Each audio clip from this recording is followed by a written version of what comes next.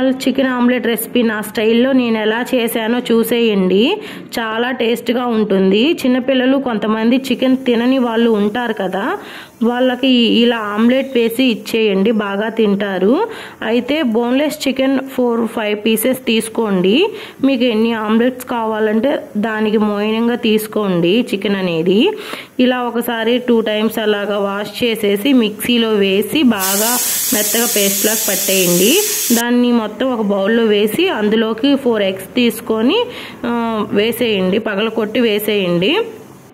తర్వాత అందులోకి కొంచెం ఉల్లిపాయ తరుగు, కొంచెం కరివేపాకు, కొంచెం కొత్తిమీర, అల్లం వెల్లుల్లి పేస్ట్, కొంచెం ఆయిల్, కొంచెం ఉప్పు, ధనియా పౌడర్, పసుపు, మీ టేస్ట్ కొంచెం స్పైసీగా కావాలంటే కొంచెం కారం ఎక్కువ వేసుకునే వాళ్ళు ఉంటే వేసుకోండి. నేనైతే 2 స్పూన్స్ వేసాను. కొంచెం జీలకర్ర పౌడర్ వేయకండి, జీలకర్ర వేయండి. బాగా స్పూన్ తీసుకొని బాగా కలిపేయండి. 2-3 మినిట్స్ బాగా కలిపేయండి, మొత్తం కలిసిపోయే వరకు కలపాలి. స్టవ్ పైన ఒక ప్యాన్ పెట్టుకొని అందులో ఆయిల్ వేసి బాగా ఎక్కువగా వేయండి. కొంచెం అవ్వాలి కదా, బాగా ఉడకాలి కదా ఎక్కువసేపు. ఆయిల్ మొత్తం స్ప్రెడ్ చేయండి.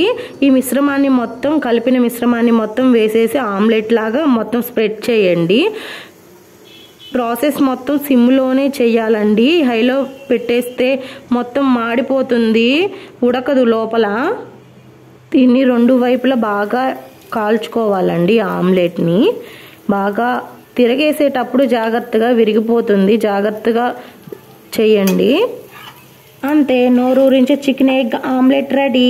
చాలా బాగుంది టేస్ట్. అయితే మీరు ట్రై చేయండి. లైక్ చేయండి, సబ్స్క్రైబ్ చేయండి మన ఛానల్ని. Thank you all, bye.